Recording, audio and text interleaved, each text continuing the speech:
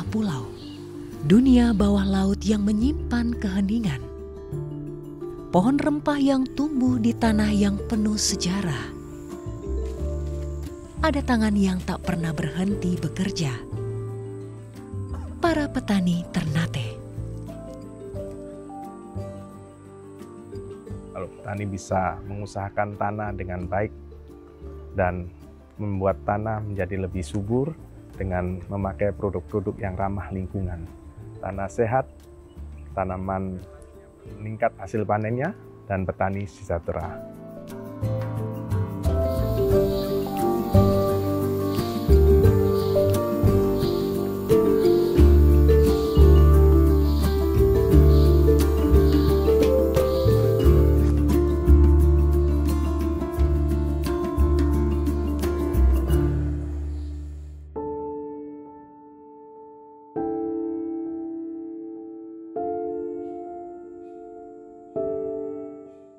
Ternate, tanah yang harum oleh rempah, tanah yang getir oleh sejarah. Dulu, aroma rempah dari pulau ini membuat bangsa Eropa seperti Portugis, Spanyol, Belanda berlayar ribuan mil dan meninggalkan jejak.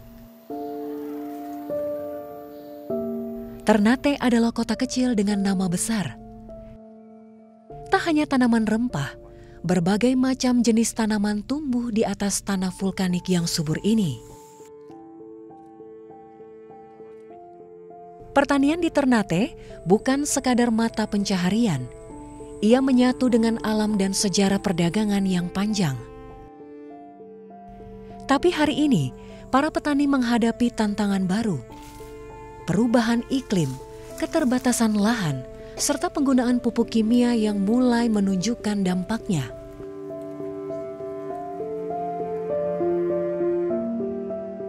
Pada tahun 2024, dosen agroteknologi dari Fakultas Pertanian Universitas Khairun Ternate, Betty Lahati, bersama beberapa lembaga melakukan riset di 3 lokasi pertanian yang ada di Ternate. Hasil riset itu menunjukkan bahwa pola pertanian yang berbasis pada pupuk organik lebih efektif dibandingkan dengan pupuk kimia. Ini hasil riset, ini kami melakukan uji coba di fase vegetatif sama generatif. Di sini terlihat ada warna ungu, ini adalah perlakuan dengan organik. Dan warna biru sama warna hijau ya.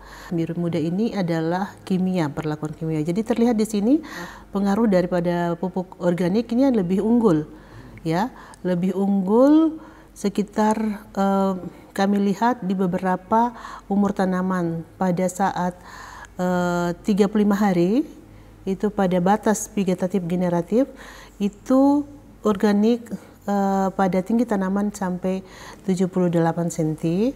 Jadi itu lebih tinggi daripada perlakuan yang lain. Bisa dilihat di dalam grafik ini, terlihat unggul di pupuk organik dibandingkan dengan pupuk kimia.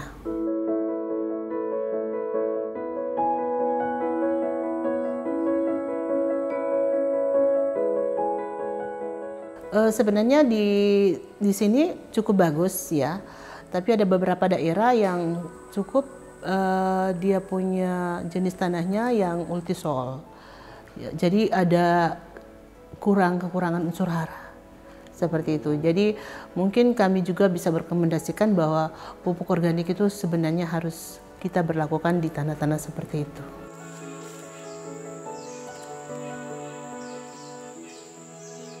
Riset ini kami lakukan di 3 lokasi, ada di Kota Ternate, pada komoditi tomat, kangkung, sama pala.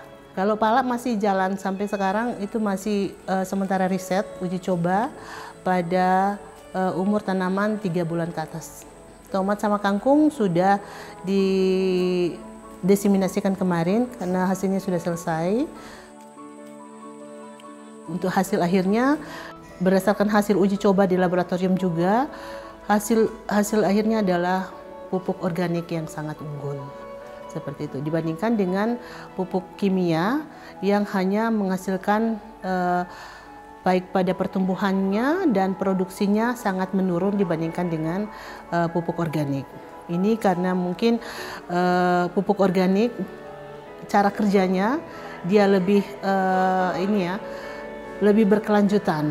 Ini artinya organisme yang ada di dalam tanah itu dia lebih efektif dan dia merasa bisa menyediakan nutrisi yang lebih banyak.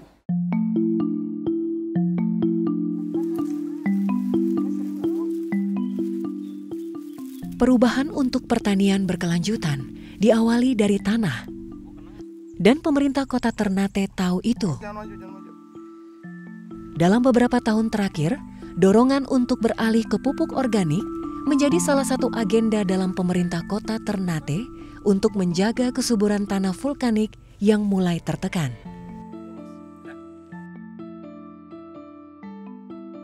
Nah, kita lihat bahwa ada tren yang positif bahwa dengan pemanfaatan pupuk organik yang ramah lingkungan ini, yang pertama, produksi petani itu meningkat. Nah, sehingga sudah merupakan sebuah kewajiban untuk pengambil keputusan atau political will di daerah untuk memang tidak ada pilihan bahwa kita semua harus ke organik tadi. Memanfaatkan limbah makanan atau dari sayur-sayur itu yang kemudian dijadikan sebagai pupuk organik tadi. Nah, tinggal kalau ingin diperkuat lagi, saya pikir tinggal kepala daerah kita buat peraturan wali kota atau apapun bentuknya yang mendukung program untuk para petani, misalnya di Kota Ternate wajib menggunakan pupuk organik karena petani bisa sejahtera, kemudian lingkungan juga bisa terjaga.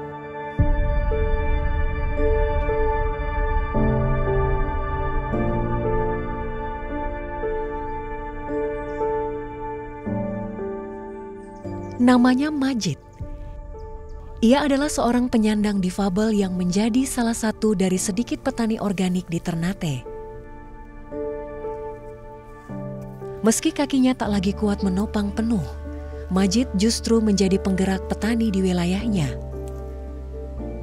Di bawah kaki gunung Gamalama, ia membuktikan tetap berkebun setiap hari meski langkahnya tak secepat yang lain. Di sini kalau kita melihat petani sayur-sayuran itu mungkin dia sudah melekat di tubuh kita. Jadi kita anggap tidak ada kesulitan karena tidak di sini istilah petani di sini tidak tanam maka tidak dapat uang. Tanamlah kita dapat uang. Jadi kita bergantung dari situ, dari anak sekolah, kemudian anak hari-hari itu kita tergantung dari pertanian yang sayur-sayuran tersebut. Karena yang lain-lain seperti kelapa, pala, cengkeh itu menunggu hasil lama, ada 3 bulan, ada 6 bulan. Kalau cengkeh sampai tahunan. Ini dia punya strukturnya udah keras kayak pupian tanah liat toh. Tanah liat. Nah, ini bagus nih kalau misalnya digembur kayak gini. Jadi kalau ada bahan organik, kan ini kayak daun-daun kering, sebenarnya bisa bantu toh. Terus kohe, itu juga bantu. Jadi strukturnya dia lebih ini. Ya. Kita memilih organik kan informasi ada organik adalah tanaman yang sehat. Tanaman sehat yang bisa tanaman tersebut bisa menyembuhkan penyakit, orang-orang yang sakit bisa sembuh karena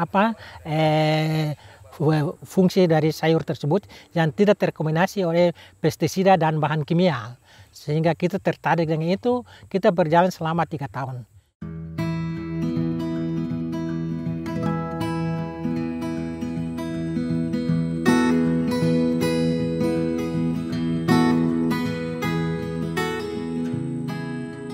Para petani di Ternate bukan hanya menanam hasil bumi, tapi menanam masa depan. Di tanah ini, Wahyu misalnya, kini ia belajar bertahan dari apa yang dijalaninya.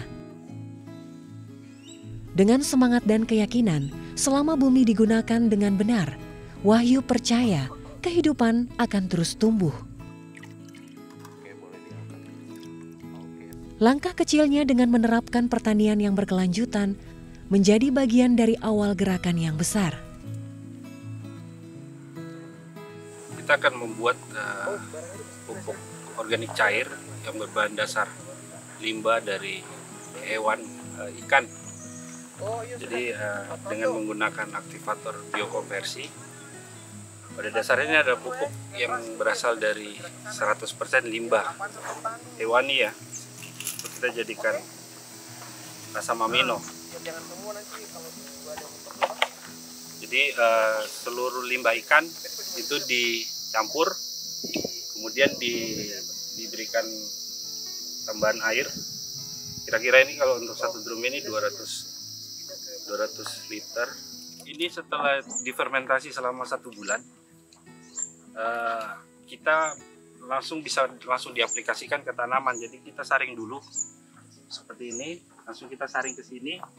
Ini adalah hasil penyaringannya yang sudah jadi, sudah difermentasi. Kemudian kita sudah siap untuk pengaplikasian di tanah atau di tanaman. Perbedaannya dari segi hasil panen bagaimana? Hasil panennya jelas lebih melimpah, kemudian secara fisik tanaman juga lebih bagus, daun lebih hijau. Walaupun dalam keadaan cuaca ekstrim seperti sekarang ini kan hujan terus, sinar matahari kurang, sedangkan tanaman tuh butuh sekali sinar. Tapi dengan biokonversi racikan ini, semuanya tanaman bisa bagus, bisa sehat. Terutama di daunnya, di daun tuh lebih segar, lebih hijau gitu. Beda dengan yang pakai pupuk kimia, itu kan kuning-kuning seperti itu sih. Jadi dia sangat membantu sekali untuk pertumbuhan tanaman.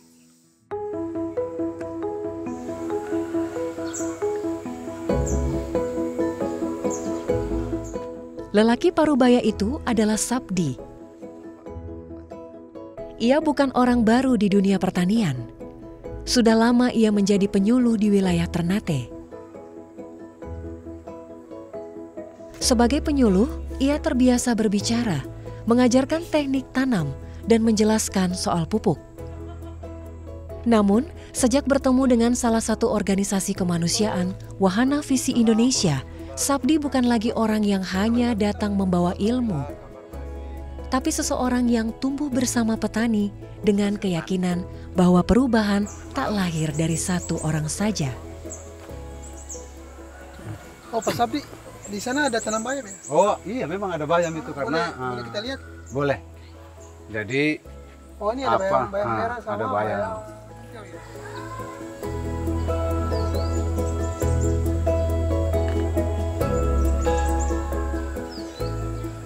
Sekali bawa bisa berapa ikan?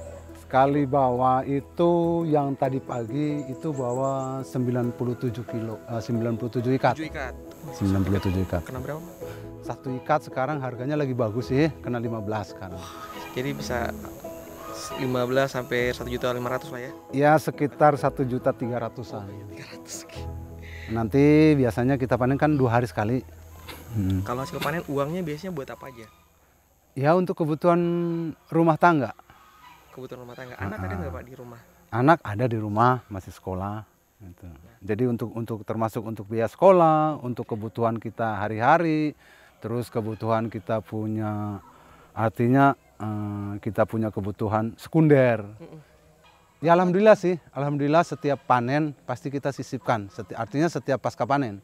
Bukan setiap panen kan setiap hari. Iya. Tapi biasanya satu musim nah itu baru kita ada sisipkan sedikit. Termasuk buat yang kebutuhan sekolah ya? Itu sisa dari kebutuhan anak hari-hari. Kebutuhan hari-hari biasanya ya kita ada sisip sedikit gitu.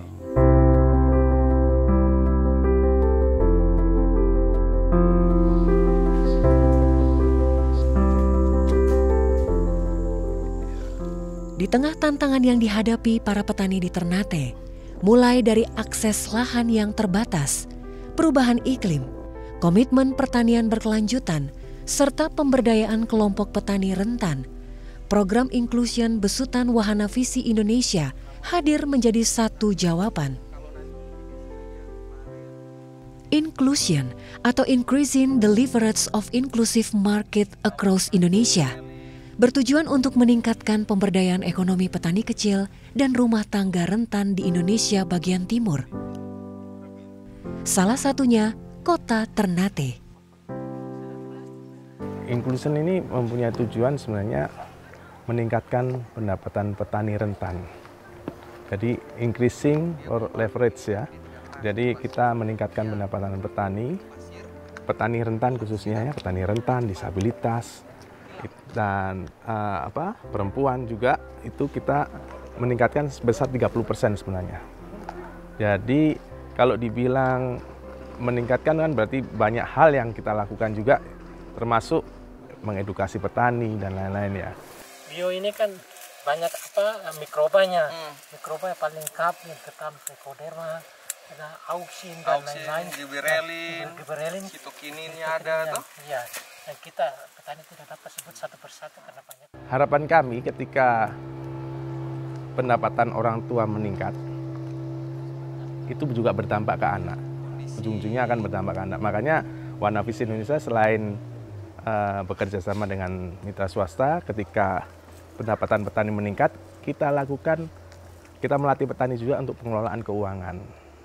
Pengelolaan keuangan ini yang nantinya dia akan mengalokasikan juga untuk anak dan untuk produksi juga. Karena kita dapati ya ini ada banyak contoh kasus panennya meningkat tapi untuk tanam lagi tidak bisa.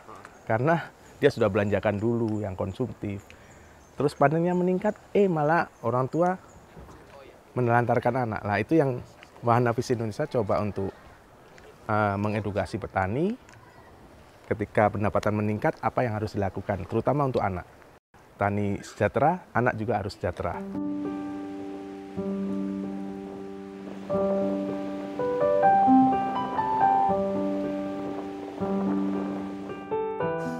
Melalui program Inclusion, Wahana Visi Indonesia mendekat ke kelompok yang kerap luput, para petani perempuan. Sebab bagi para petani perempuan, bertani bukan hanya tentang panen, tetapi tentang buku yang bisa dibeli dan mimpi anak-anak yang bisa disekolahkan lebih jauh dari orang tuanya dulu.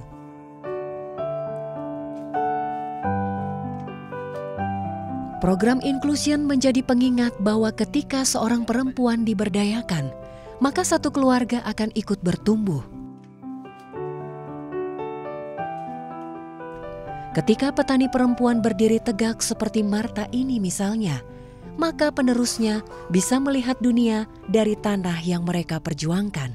Selamat sore, Oma. Sore, mari duduk, Bapak. Oh, ya. Selamat sore, berapa lagi? Baru lagi, Oma. Iya, selamat sore, duduk. Sendiri di rumah ini? Sendiri. Sekarang bagaimana dengan pisangnya, Oma? Sekarang pisang kurang bagus, sekarang kurang pupuk. Oh, kalau boleh ya sering-sering pakai pupuk kan, supaya dia kembali kayak dulu, pakai pupuk organik, jadi kembali kayak dulu bagus. Sekarang mau rencana mau balik ulang, balik konversi ulang, supaya dia kembali sama dulu lagi. Mama berarti selama ini batalan pisang bagus ya? Iya. Nah, Mama Marta kalau hasil tani Mama Marta buka untuk tabungan dengan hasil hari-hari. Nah, sekarang tabungan for anak itu kira-kira seberapa banyak Mama Marta? Simpan untuk tabungan cucu sudah 10 juta. Wih, lumayan banyak. Nah, itu rencana pakai para apa, Oma? Lain untuk pakai pada hari-hari di rumah. Dia maksudnya tabungan tadi? Tabungan itu untuk dia sampai kuliah. Oma cucu ada sekarang? Ada. Di rumah? Iya. Angki, mari. Nah. Oh, ini Oma cucu nih? Iya, cucu ini. Sobat Saru, Mai. Iya, kelas 3. Kelas 3 SD, Oma? SD, iya. Nah, Mama Marta juga maksudnya biar hasil tani banyak, tapi juga Mama Marta harus masih siap juga tuh untuk Angki cita-cita mau jadi apa besok-besok. Iya. Kalau dia mau kuliah, berarti Mama Marta juga dengan Opa harus kasih siap juga untuk dia punya masa depan. Iya. Jadi supaya Angki dengan Angki mungkin ke saudara lain juga tuh bisa punya masa depan yang baik terus. Iya. Oma, kalau bapak panen pisang mulu bebe dan pisang Ambon itu satu pohon berapa? Kalau harga jual ke pasar? Kalau pisang mulu bebe satu pohon 80. 80. Kalau pisang Ambon? Kalau pisang Ambon sisir 35. 35. Satu minggu atau satu bulan kalau penjualan? Satu minggu 2 kali. 2 kali. Kalau setiap minggu Oma dapat berapa? Satu kali panen itu dapat paling sedikit 500. Kalau 500 tuh berarti Oma kan pasti ada punya simpanan, toh? Iya. Oma simpan berapa untuk kebutuhan hari berapa? Saya simpan 300, saya pulang 200. Di satu bulannya Oma bisa simpan 900. Iya.